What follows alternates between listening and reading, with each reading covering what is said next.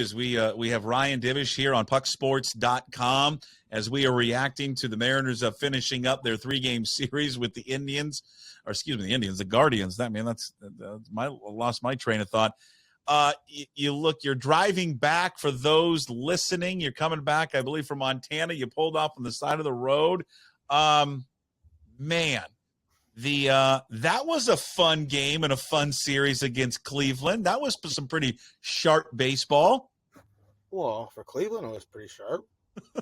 I mean, I'm at a Pilot gas station outside of Ellensburg. I did stop at the Dairy Queen and get a dilly bar, though. Oh, God.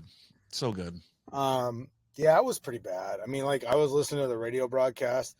I won't say that I was watching the game on my phone while driving down I-90, but I'm telling you, I could have driven from Spokane to Ellensburg. You can tie a rope around the steering wheel and just keep going. I know. That's right. I watched a little bit of it. I listened to it. Not even Riz could sugarcoat this stink bomb. I mean, it was terrible. But it's basically all the stuff that you kind of, the biggest fears about this team and what could go wrong kind of reared their ugly head for a couple games in this series. How do you play that? How do you play that poorly, though? I mean, there's one thing not to get hits, Ryan, and there's one thing like to have a stinker as a pitcher. But boy, they are making plays in the field that are like, it's baffling how bad it is. Like really bad plays. Like not like I made the comment that to Brad Adam earlier that it like little league plays at times. Well, they're not that baffling to me because I watched it during spring training.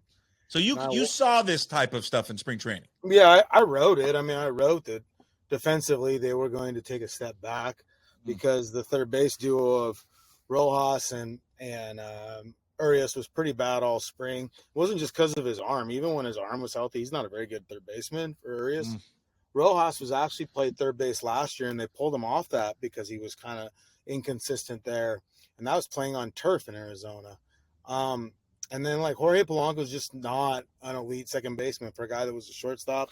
But a lot of people said he wasn't a shortstop. Anyways, when he was playing it, he's just not a great defensive player. I think he's a little bit close.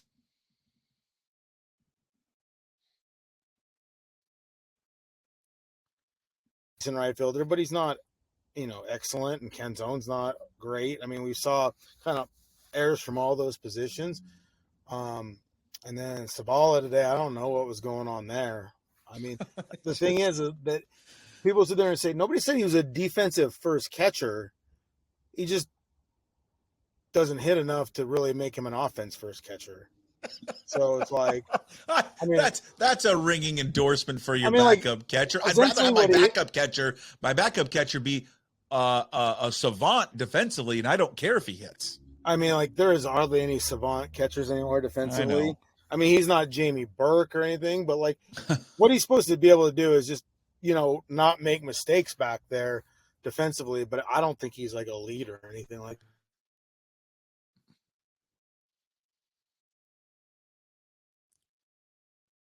Guy that they signed on a minor league free agent deal is a switch hitting catcher. It's a lot more athletic. Guys like he'll be up by July 1st. So I don't know.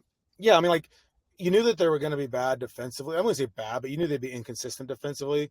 But you thought they would hit more to offset how bad they were defensively. Yeah, and they haven't done it. I mean, they're striking out at an alarming rate. And, they're not hitting with runners in scoring position. It was all the stuff we saw last year. The only difference being that George Kirby and Luis Castillo and Bryce Miller gave up some, kind of had some iffy outings, and, they got beat. I mean, that's the issue. It's a special. Well, he'll hear him on Wednesdays, Ryan Divish, but he's in his car. Last week, it looked like he was in a women's prison. Now he's in his car driving back from Montana at a Pilot gas station. Ryan Divish with us every Wednesdays and Fridays here at pucksports.com. And you can watch it there. YouTube. You can also respond, leave a comment there, rate, like, subscribe, all of it. Also, Apple, Spotify, Amazon Music, wherever you find your podcast. And he's got a brand new sponsor. This guy's got a brand. Yes, you do. It's brought to you by Chalet Bowl. Our good guy, Reggie Fredericks. Chalet Bowl, Washington's oldest operating bowling alley, established in 1941, located in Tacoma's Proctor District. Family owned and operated for 40 years. The Frederick family and staff specializes in customer service for your bowling, food, and fun experience while at our unique 12-lane facility. Go to chaletbowl.com to make your next reservations. All right, Chalet Bowl, big thanks to Reggie and the crew bringing Ryan Divish to you every single week, twice, Wednesdays and Fridays here on pucksports.com. The one play, the Polanco Crawford play, I mean, they're lucky somebody doesn't get hurt, like really hurt on that play. And that's just inexcusable to have that miscommunication between a second baseman and a shortstop. Yeah, it's kind of a fluky play because it looked like JP was going over to cover the bag on the steal, and then the ball gets hit. I think he felt like with his momentum going across the bag and going towards first, it was easier, but or maybe he just didn't expect Polanco to make the play. I don't know. But I think you feel like, oh, it's just got to be a communication there where it says, oh, I got it. I mean, they got to talk in the infield, but it was one of those fluky plays. I don't read as much into it, but yeah, they're lucky that nobody got hurt on it. Yeah. We talked about the overthrow, the wild pitch. George Kirby, I mean, first two games, he was great in the first outing, especially after the first inning. But what we've seen, at least in the first two starts, Ryan, is that the first inning, for some reason, I was giving him fits. He's just uncharacteristically wild. He had a walk there in that first outing, and then he's hitting a guy in this outing. And I'm just kind of wondering, what do you think is going on with him? Something that you saw maybe in spring training, or just chalk it up to, hey, it's two innings out of his first two starts of the season, and whatever, just move on. Yeah, I mean, like most starting pitchers, you're going to try, not to go all Scott Servais or all managers, but that's usually when you're going to get them is in the first inning because they're trying to feel their way through it, And the one thing with George, and the one thing you saw in this game, I mean, they came out hacking. They knew George was going to throw a lot of first pitch fastballs. To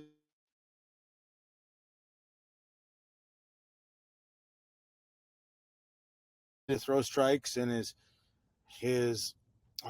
just aversion to walking people or nibbling and just attacking guys can work to his disadvantage in the sense that these guys, they don't swing and miss it very much. They don't hit homers, but they don't swing and miss very much. And so if he's around the zone, they're just going to get up there and hack. Why wait around?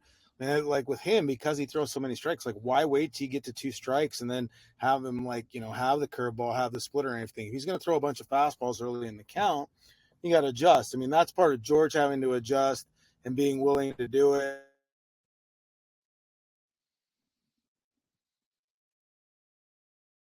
If Cal called that game versus if Sebi, maybe. I don't know. I mean, Cal's caught him a lot more, so maybe he recognizes that a little quicker about what they're doing. And Cal also is more along the lines of, you know what, I don't give a damn what you think you're supposed to do. I'm calling this, and you better do what I say because I'm the catcher. We saw that with Grass. We saw with other guys. Yeah, Ryan Divish with us here on pucksports.com. It's cutting out a little bit, but that's okay. Here's the deal. We can fix it up later in the old editing process, but we appreciate Ryan's time here. He's from a gas station. Where are you at, the Pilot in Ellensburg? Is that where you're at? Yeah, the Pilot in Ellensburg. There's an Arby's attached to it, so it's a who doesn't like an Arby's? Two beef and cheddars and a oh, wonderful.